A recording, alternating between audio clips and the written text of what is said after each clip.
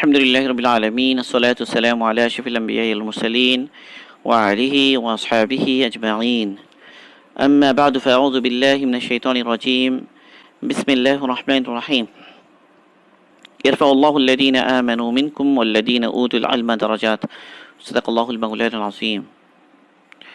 আলহামদুলিল্লাহ, আল্লাহ পাকের মেহেরবানি, আল্লাহ পাকের ইহসান, আল্লাহ পাক আমাদেরকে ইলমে দ্বীনের জন্য কিছু সময় দিয়ে তৌফিক দান করেছেন। আমাদের এই আলোচনা একটু সংক্ষিপ্ত আলোচনা, 10 থেকে 15 মিনিট আলোচনা ইনশাল্লাহ। এই আলোচনাটা শুধু এই উদ্দেশ্যে যে আমরা যারা যে লাইনে শিক্ষিত, আমাদের ইলমে দ্বীন শেখার জন্য কি সিলেবাস ফলো করা উচিত। আসলে যে কোনো ক্ষেত্রেই একটা সিলেবাস যদি ফলো করা হয় যে কোনো শিক্ষার ক্ষেত্রে, এটা অনেক গুরুত্বপূর্ণ বিষয়। তো আমরা যদি শিক্ষিতের জন্য দ্বীনি ইলম যদি আমরা ভাগ করতে পারি, তাহলে দুই ভাগে ভাগ করতে পারি। একটা হলো যে যতটুকু না শিখলেই নয়, যেটাকে ফরজে আইন ইলম বলা হয়। ফরজে আইন ইলম এই অংশ যতটুকু না শিখলেই নয়, এটা শিখাই লাগবে। আর দ্বিতীয় অংশ হচ্ছে যেটা স্পেশাল আরও ইলম, যদি কেউ এরপরেও দিন শিখতে চায়, তো বিশেষ যে খাস যে ইলমে দ্বীন, যেটা ফরজে কেফায়া। তো ফরজে আইন ইলমের যে অংশ যতটুকু, এটা তো সবাইকেই শিখতে হবে। এটা সবার চাই না চাই সবাইকেই শিখতে হবে, এটা নিয়ে কোনো ছাড় নেই, সবারই জানতে হবে। আর কেউ যদি এরপরে যদি স্পেশাল আরও দিন শিখতে চায় দিনের খেদমতের জন্য, বা তার দাওয়াত বা তালিম বা সমাজের সংশোধন, বিভিন্ন দিনই কাজে অংশগ্রহণ করার জন্য, নিজেকে প্রস্তুত করার জন্য ইলমে দ্বীন শেখা, দিনের খেদমতের জন্য শেখা, তো এটার জন্য আরও কিছু বিশেষ পড়াশোনা জরুরি, বিশেষ সিলেবাস ফলো করা জরুরি। তো প্রথম কথা, যেহেতু বিশেষ করে আমরা জেনারেলি যারা শিক্ষিত, বেশিরভাগ ক্ষেত্রে যেটা হয় যে আমাদের জীবনে একটা অংশ চলে যায়, হলো একটা বড় অংশ প্রথম দিকে হয়তো অনেক সময় গাফলতিতে চলে যায়। এরপরে আল্লাহ পাক আমাদেরকে বুঝদান করেন। এরপরে আমাদের যে স্বাভাবিক যে পড়াশোনা, এগুলো করতে করতেও জীবনের একটা সময় চলে যায়। তো অনেক সময় বেশিরভাগের ক্ষেত্রে দিন শেখার জন্য যে তলব আর আগ্রহ সৃষ্টি হয়, এই আগ্রহটা আসে মোটামুটি একটা বুঝ আসার পরে, যখন সে বালেগ হয়ে গিয়েছে এবং শরীয়তের বিধিবিধান মানা তার উপর জরুরি হয়ে গিয়েছে, সেরকম একটা সময়ে। তো এই জন্য প্রথমত ফরজে আইন ইলমের যে অংশটা, সেই অংশটা ভালোভাবে শেখা জরুরি। ফরজে আইন ইলমের মধ্যে 4টা ভাগ, মানে আকাইদে ইসলাম,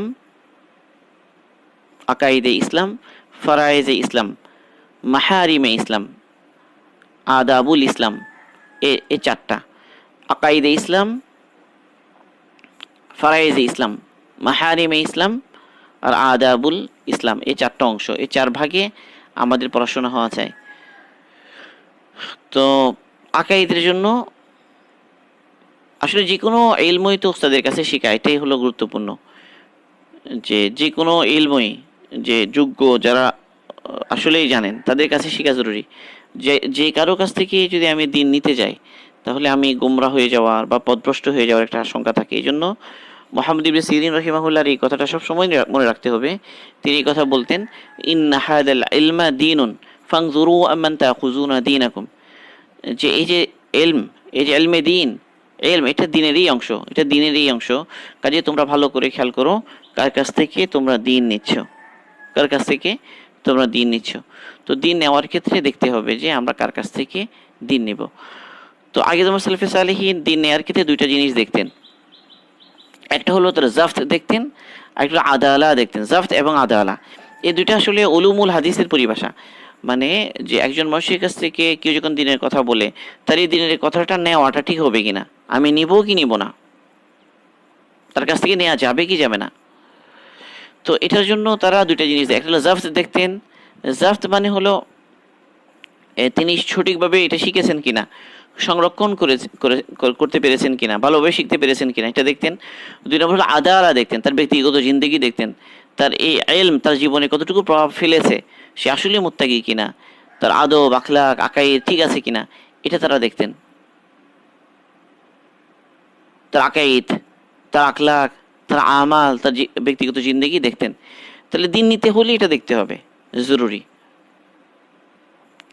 তো এখন অনেক সময় হয় কি যে এখন তো অনলাইনে আমরা অনেক দিন নিই, তো এখানে আসলে আসলে মুশকিল যে সঠিকভাবে জানা বোঝা যে কারো দিনদারির ব্যাপারে, কিন্তু অন্তত একটু যে তার মধ্যে যেন প্রকাশ্য ফিস্ক যেন তার দ্বারা প্রকাশ না পায়, অন্তত প্রকাশ্য ফিস্কের মধ্যে যেন সে জড়িত না থাকে, অন্তত এতটুকু নিশ্চিত করা প্রকাশ্য কোনো ফিস্কের মধ্যে সে যেন জড়িত না থাকে।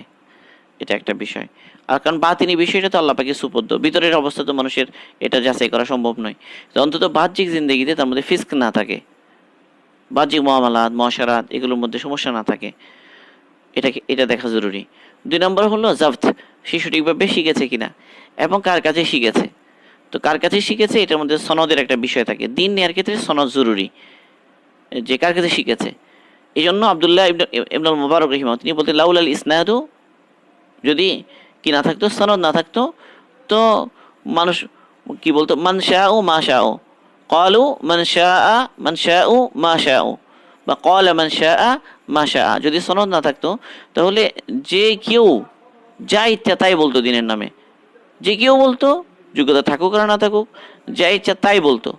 তাহলে একটা সনদ দেখা মানে সঠিকভাবে যোগ্য ওস্তাদের কাছে শিখেছে কিনা, এটা এটা দেখা জরুরি। যে একজনের সঠিকভাবে সে ওস্তাদের কাছে শিখেই নি, স্বাভাবিক যে প্রাতিষ্ঠানিক যে ইলম নেয়ার যে তরতিব সে ফলো করেনি, এখন সে দিনের কথা বলছে। কারণ এই ধরনের মানুষের কাছ থেকে দিন নেওয়ার ক্ষেত্রে সতর্ক থাকতে হবে, কারণ এটা একদম প্রথম থেকেই।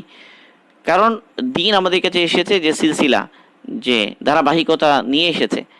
কেউ যদি ব্যক্তিগত অধ্যয়নের মাধ্যমে দিন শিখে, তো এখানে তার অনেক ভুল করার, অনেক ভুলের মধ্যে পতিত হওয়ার সম্ভাবনা আশঙ্কা থাকে। তো এই জন্য এটা খেয়াল করা যে কারো দিন শিখেছেন, আহমদুল্লাহ দিনের কথা বলছেন, এই ব্যক্তি কি অধ্যয়নে দিন শিখেছেন, নিজে নিজে পড়াশোনা করে শিখেছেন, নাকি তার যোগ্য উস্তাদগণ আছেন, যোগ্য উস্তাদদের অধীনে থেকে দিন শিখেছেন। এটা একটা গুরুত্বপূর্ণ বিষয়। তো জাফত দেখা, দুইলা আদালা দেখা, তো সনদ দেখা, এভাবে যখন আমরা চেষ্টা করব, এরপরে পরবর্তী বিষয়টা আল্লাহ পাকে সুপর্দ করব, এরপরে যা।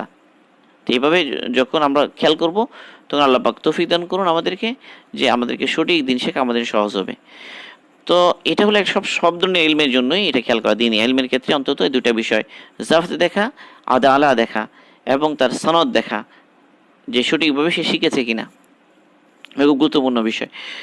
এরপর হলো কি শিখবো আমরা, এটা একটা বিষয়। তো একটা বিষয় হলো যে যে আমাদের যেহেতু কোরআন একটা পর্যায় পর্যন্ত আমাদের কোরআন শিখতে হবে, জানতে হবে। বিশেষ করে নামাজের মধ্যে কোরআন তেলাওয়াত করা বা কোরআন নির্দিষ্ট অংশ পড়া ফরজ। এই জন্য তাজবিদ, কতটুকু কোরআন শুদ্ধ করে পড়ার জন্য যতটুকু দরকার ততটুক, অর্থাৎ শুদ্ধভাবে আমি যেন কোরআন পড়তে পারি, কোরআন শুদ্ধভাবে শেখা। পড়তে পারলে তো আলহামদুলিল্লাহ ভালো, একটু যদি নাও হয় তাহলে অন্তত এতটুকু তো মিনিমাম নিশ্চিত করতে হবে যে আমি কোরআন নামাজের মধ্যে যতটুকু কোরআন পড়ি ততটুকু কোরআন যেন শুদ্ধ হয়, সহিভাবে সঠিক তাজবিদের সাথে যেন আমার পড়া হয়, যে আমার উচ্চারণের মধ্যে পড়ার মধ্যে এমন কোনো ভুল না হয় যে ধরনের ভুল থাকলে আমার নামাজ নষ্ট হয়ে যাবে। তাহলে এটা একটা পর্যায় পর্যন্ত পড়া। তো এই জন্য এর জন্য সবচেয়ে জরুরি বিষয় যেটা, সেটা হলো যে যোগ্য যারা আসলেই আয়াতের মধ্যে যারা পারদর্শী এরকম কারো কাছে মশ করা।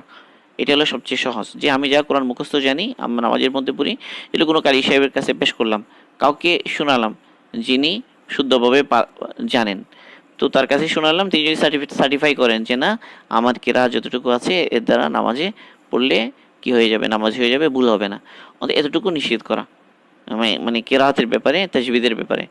কারণ যদি আমার উচ্চারণগুলি শুদ্ধ না হয়, দোয়াগুলো শুদ্ধ হবে না, বিভিন্ন আমালগুলো যে করি সে আমলগুলো শুদ্ধভাবে করা হবে না। তো এই জন্য তাজবিদের গুরুত্ব দেওয়া এটা এক খুবই ফান্ডামেন্টাল বিষয়। এবার 2 নম্বর আকাইদ, ইসলামের মধ্যে মৌলিক আকাইদ যেগুলো আছে সেগুলো যেন আমার জানা থাকে। মৌলিক আকাইদের কথা বলছি আমি, বিশেষ করে মানে আকাইদের মধ্যেও কিছু ফুরুই বিষয় আছে যেখানে ইখতিলাফের ক্ষেত্র আছে। তো আজকাল আকাইদের যে অংশটা নিয়ে অনেক বেশি আলোচনা চলছে, অনেক ক্ষেত্রে সেটা হলো ফুরুই। কিন্তু ফুরুই বিষয়কে এমনভাবে অনেক সময় পেশ করা হয় যে বিষয়টা এইভাবে করতে গিয়ে এটার ভিত্তিতেই মানে হক বাতিল কি করা, হক বাতিল, কাউকে হক বলা কাউকে বাতিল বলা, অথচ ফুরুই বিষয় ইজতিহাদি বিষয়, দুইটাই হতে পারে, এটাও হতে পারে এটাও হতে পারে। মানে যে ব্যাপারে ইখতিলাফ হয়ে গেছে সাহাবাদের মধ্যে বা তাবিদের মধ্যে, সালফে সালিনের মধ্যে যে বিষয়ে ইখতিলাফ হয়ে গেছে, তো কেমন যদি এটা তো আর কি হবে না, এটার সমাধান হবে না। তাহলে আকাইদের ব্যাপারে মৌলিক আকাইদের সাথে সাংঘর্ষিক কোনো আকিদা যেন আমার না থাকে, এই জন্য আকাইদ নিতেও খুব সতর্কতার সাথে নেয়া। আজকাল কিন্তু আকাইদ আলোচনা সবাই করছে কম বেশি, কিন্তু সতর্ক থাকা দরকার যে আমি মানে বাস্তবে মানে আহলুস সুন্নাহ ওয়াল জামাত যে আকাইদ, সে আকাইদেই নিচ্ছি নাকি গলত কোনো আকাইদ আমি নিয়ে ফেলছি। মানে আকিদার ক্ষেত্রে এটা যাচাই বাছাই করা জরুরি। তো এই জন্য নিজের মাসলাক, নিজের মাযহাবের মধ্যে যারা বড় তাদের কাছ থেকে নেয়া, যে কোনো আকাইদের কিতাব পড়তে গিয়েও দেখা যে এই কিতাবটা কারা লিখেছেন, ভালো করে খেয়াল করে দেখা যে আকাইদের এই যে কিতাব, এই জন্য যোগ্য কোনো আলেমের পরামর্শে কিতাবাদি পড়া। তো স্বাভাবিক যে আমাদের আকাইদের বেসিস তৈরি হওয়ার জন্য কয়েকটা কিতাবের কথা আমরা বলি। এক হলো আব্দুল মালিক শাহ হুজুর দামাত বারকাতুহুর ঈমান সবার আগে এই কিতাবটা পড়া।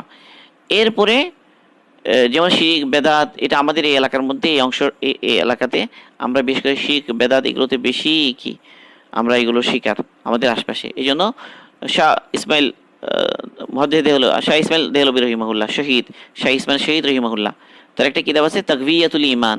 এই তাকভিয়াতুল ঈমান এই কিতাবের মধ্যে শিরকের ক্লাসিফিকেশনগুলো সুন্দরভাবে গোছানোভাবে আছে, শিরকের বিভিন্ন শাখা প্রশাখা, শিরকের হাকিকত, এবং এর সাথে তাজকিরুল ইখওয়ান আরেকটা কিতাব যুক্ত করা হয়েছে। এই তাজকিরুল ইখওয়ান যুক্তভাবে ছাপানো আছে বেশিরভাগ ক্ষেত্রে। তাকভিয়াতুল ঈমান এটা একা নাই, আমাদের দেশে যে অনুবাদগুলো পাওয়া যায় সেই অনুবাদগুলোতেও দুইটা কিতাব পাশাপাশি আছে। প্রথমটা হলো তাকভিয়াতুল ঈমান, এরপরে যে অংশটা আছে এটা হলো তাজকিরুল ইখওয়ান। এই দুইটা কিতাব কি করা, পড়াশোনা করা, পড়াশোনা করা সবচেয়ে ভালো হয় যে কোনো আলেমের অধীনে পড়াশোনা করা। এরপরে আশরাফি থানভী রহিমাহুল্লাহ ওনার একটা ইসলাহি নিসাব আছে, 11টা কিতাব আছে ওখানে। ওই 11টা কিতাবগুলো পড়ার চেষ্টা করা। ওই 11টা কিতাবের মধ্যে অনেক বড় অংশ আছে আকাইদ নিয়ে, যেমন এখানে তালিমুদ্দিন আছে, তারপর আরো কিছু কিতাবাদি আছে। সবগুলো এখন আমার কিতাবের নামগুলো হয়তো ভুল হয়ে যেতে পারে বলতে, কিন্তু ইসলাহি নিসাব 11টা কিতাব আছে আশরাফি থানভী রহিমাহুল্লাহ। তো এই কিতাবগুলোর মধ্যে গুরুত্বপূর্ণ বিষয় আছে, ইমানের শাখা প্রশাখা, ফুরুউল ইমান আছে ওখানে, তালিমুদ্দিন আছে, তো অনেকগুলো কিতাব আছে যেগুলো খুবই গুরুত্বপূর্ণ আকাইদের সাথে সংশ্লিষ্ট। তাহলে এই অংশটাও ওখান থেকে আমরা নিতে পারি। তাহলে এই কিতাবগুলো আপাতত আমরা পড়তে পারি। এরপরে এই যেটা আল আকিদাতুত তাহাউই, এটা হলো বুনিয়াদি কিতাব আকাইদের, কিন্তু এই কিতাবটা এক একজন একভাবে ব্যাখ্যা করে, মানে প্রত্যেকে নিজেদের আকাইদের পক্ষে এটাকে ব্যবহার করে দলিল দেয়। অনেক সময় মূল তো রাখে, এটা মতন এটাই রাখে, তো ব্যাখ্যা করে নিজের মতো। এই ধরনের অনেক ফিতনা আছে, অনেক কিতাব এর মধ্যে এই সমস্যাগুলো। তো এই ব্যাপারেও সতর্ক থাকা। যে কারি তৈয়ব সাহেব রহিমাহুল্লাহ দেওবন্দের মুহতামিম ছিলেন, উনি আল আকিদাতুত তাহাউই এটার একটা কি লিখেছেন, এটার মানে ব্যাখ্যা সহ ওনার একটা কিতাব আছে আল আকিদাতুত তাহাউই, এটার সরা বা ব্যাখ্যা গ্রন্থ। তো এই কারি তৈয়ব সাহেব রহিমাহুল্লাহ ওনার ব্যাখ্যা সহ আমাদের ভারতীয় মহাদেশে যে সমস্ত অনুবাদ পাওয়া যায়, তো আল আকিদাতুত তাহাউই এই কিতাব নেওয়ার ক্ষেত্রে সেই অনুবাদগুলো নিলে ভালো হয়। মানে যেখানে কারি তৈয়ব সাহেব রহিমাহুল্লাহ ওনার যে ব্যাখ্যা এটা সহ যেটা আছে, তাহলে এটা হলো আমাদের জন্য সেফ এবং আমাদের জন্য সহজ এবং ইজি হবে ইনশাল্লাহ। তাহলে আমরা আপাতত এই কিতাবগুলো রাখতে পারি। এই কয়েকটা কথা বললাম আকিদার ব্যাপারে। এক হলো ইমান সবার আগে, এই কিতাবটা বুঝে বুঝে পড়া। এই কিতাবটা একটু ইজমালি, সংক্ষিপ্ত হওয়ার কারণে কোথাও কথাগুলো বাক্যগুলো মানে হৃদয়ঙ্গম করতে বুঝে নিতে একটু সমস্যা হয়। তো এটা যদি কোনো একজন আলেমের কাছে মানে মুরাজাআত করা হয়, ওনার কাছে যাওয়া হয় যে যেখানে আমি আটকে যাই, তাহলে এই কিতাবটা বুঝে বুঝে পড়লে ইনশাল্লাহ ইমানের জন্য গুরুত্বপূর্ণ বিষয়গুলো আমার বুঝে চলে আসবে, যে ইমানের মধ্যে কোন কোন বিষয়টা গুরুত্ব দেওয়া জরুরি, কোন কোন পয়েন্টটা খেয়াল করা জরুরি, কোন কোন পয়েন্টে সমস্যা হলে আমি হক থেকে সরে যাব, আমার আকাইদ নষ্ট হবে। এই বিষয়গুলোকে উনি সুন্দরভাবে এনেছেন। কিতাব বড় সংক্ষিপ্ত, কিন্তু অনেক উপকারী, অনেক মুফিদ কিতাব এই কিতাব। তারপর বললাম যে তাকভিয়াতুল ঈমান, শিরিক এবং শিরকের শাখা প্রশাখা বোঝার জন্য এই কিতাবটা খুব গুরুত্বপূর্ণ একটা কিতাব। এরপরে আব্দুল মালিক শাহপুরের আরেকটা কিতাব আছে তাসাউফ তত্ত্ব বিশ্লেষণ। এই তাসাউফ তত্ত্ব এবং বিশ্লেষণের মধ্যে শেষের দিকে এসে বের করে তাসাউফের নামে যে ভণ্ডামি, এগুলোর কারণে যে শিরিক, যে গলত আকিদা, হুলুল, আরো বিভিন্ন ধরনের আকিদা মুসলমানদের মধ্যে প্রবেশ করেছে, এই বিষয়গুলো উনি সুন্দরভাবে আলোচনা করেছেন। তো এই জন্য ওই তাসাউফ তত্ত্ব বিশ্লেষণের শেষের দিকে আকাইদ সম্পর্কিত অনেক আলোচনা আছে। বিশেষ করে বর্তমানে বিভিন্ন যে ভণ্ড মানে যারা আছে, যে তাসাউফুল্লাহ নিয়ে যে তারা বিভিন্ন ধরনের গলত আকিদা পোষণ করে, এগুলো মানুষ তাদের শিকার হচ্ছে, তাদের দ্বারা মানুষ গুমরাহির মধ্যে নিপতিত হচ্ছে, আমভাবে সাধারণ মানুষ, এবং আকাইদ নষ্ট হচ্ছে, মানুষের ইমানই নষ্ট হচ্ছে। তো তাসাউফ তত্ত্ব এবং বিশ্লেষণ এই কিতাবের শেষের দিকেও সুন্দর আলোচনা আছে। এরপরে বললাম আশরাফ নবী রহিমাহুল্লাহ ওনার ইসলাহি নিসাবের মধ্যে 11টা কিতাব আছে, ওখানের মধ্যে ফুরুল ঈমান একটা কিতাব আছে, তাবলীগে তালিমে দ্বীন একটা কিতাব আছে, এবং অনেকগুলো কিতাব ওখানে আছে। এর মধ্যে বেশিরভাগ আলোচনা উনি আকাইদের নিয়ে এসেছেন, আকাইদের জন্য জরুরি বিষয়গুলো এখানে এনেছেন। তাহলে মোটামুটি আকাইদের জন্য এই কিতাবগুলো যদি আমাদের পড়া থাকে ইনশাল্লাহ অনেক সহজ হবে। আজকে আমাদের আলোচনা এতটুকু রইল ইনশাল্লাহ। এই বিষয়টা মাঝে মাঝে আমরা আলোচনা করব যে সিলেবাস রিলেটেড আমরা কীভাবে আমাদের পড়াশোনা কেমনে হবে, কিভাবে আমরা আগাবো, কি গাইডলাইন ফলো করব। তাহলে আকাইদের ব্যাপারে আমরা মোটামুটি কিছু গাইডলাইনের কথা বললাম। ইমান সবার আগে, তাকভিয়াতুল ঈমান, ইসলাহি নিসাবের মধ্যে যে কিতাবগুলো আছে সেগুলো, এবং তাসাউফ তত্ত্ব বিশ্লেষণের শেষের দিকে আকাইদ রিলেটেড অনেকগুলো জরুরি কথা আছে। আপাতত এতটুকু যদি কারোর সামনে থাকে ইনশাল্লাহ যথেষ্ট। এরপরে অন্য সিফাত নিয়ে যে সমস্ত বিষয় আসছে এগুলো নিয়ে বেশি গভীর আলোচনা নিজেরা যাওয়ার দরকার নেই। তাও তারপর যদি কারো দিলে ইতমিনান না হয় তো কোনো একজন মুহাক্কিক, কোনো একজন বড় আলিমের কাছে সরাসরি গিয়ে নিজের এই বিষয়গুলো সমাধান করে নেওয়া, বা এগুলোর যে কোনো অস্পষ্টতা থাকে এগুলো বুঝে নেওয়া। আর আমাদের তো আকাইদের দাস আমরা চলছি আলহামদুলিল্লাহ, আমরা এটা ফলো করতে পারি সাথে সাথে ইনশাল্লাহ। এই আকাইদের সবগুলো দাস যদি আমরা সিরিয়ালে ধরতে থাকি ইনশাল্লাহ, আমরা যেটা আল আকিদাতুল হাসানা যেটা শুরু করেছি এটা তো মতন, মানে শাহ ওলিউল্লাহ মুহাদ্দিদ দেহলভী রাহিমাহুল্লাহর। আমরা চেষ্টা করব এখানে প্রতিটা দার্সের মধ্যে, যে প্রতিটা মতনের মধ্যে, প্রতিটা লাইনের মধ্যে যা যা আকাইদের সাথে সুনির্দিষ্ট কথা আরও আলোচনা করা দরকার সেগুলো যেন চলে আসে। যেন আমরা ওখানে লা শারীক আলার এই প্রসঙ্গ এসেছে, এটা আমরা শিরিকের আলোচনায় ঢুকেছি, এবং আসবাব সম্পর্কে একটা বাক্য আছে, সেটা দিয়ে আমরা গত যে আলোচনা ছিল যে আসবাবের হাকিকত দিয়ে আমরা আলোচনা করেছি। এইভাবে যেখানে যতটুকু ওখানে আসবে প্রসঙ্গের ক্রমে ততটুকু আলোচনা আমরা করতে থাকবো ইনশাল্লাহ। আল্লাহ পাক আমাদের সবাইকে বোঝার তৌফিক দান করুন। আমরা আজকে যেটা আলোচনা করলাম এটা হলো শুধুমাত্র মানে যারা শিক্ষিতদের জন্য ইলমে সিলাবাসের মধ্যে যেটা ফারাইজে মানে মানে আকাইদে ইসলাম, যেটা ফরজে আইন ইলমের মধ্যে বুনিয়াদি অংশ, এটা আমি কিভাবে শিখবো, কোন কোন কিতাবগুলো ফলো করবো, এক্ষেত্রে আমার গাইডলাইন কি হবে, এটা নিয়ে আলোচনা হলো। আল্লাহ পাক আমাদেরকে আমল করার তৌফিক দান করুন, ইলমের সাথে থাকার তৌফিক দান করুন। সুবহানাল্লাহি ওয়া বিহামদিহি, সুবহানাকাল্লাহুম্মা বিহামদিকা, আশহাদু আল্লা ইলাহা ইল্লা আনতা, আস্তাগফিরুকা ওয়া আতুবু ইলাইক।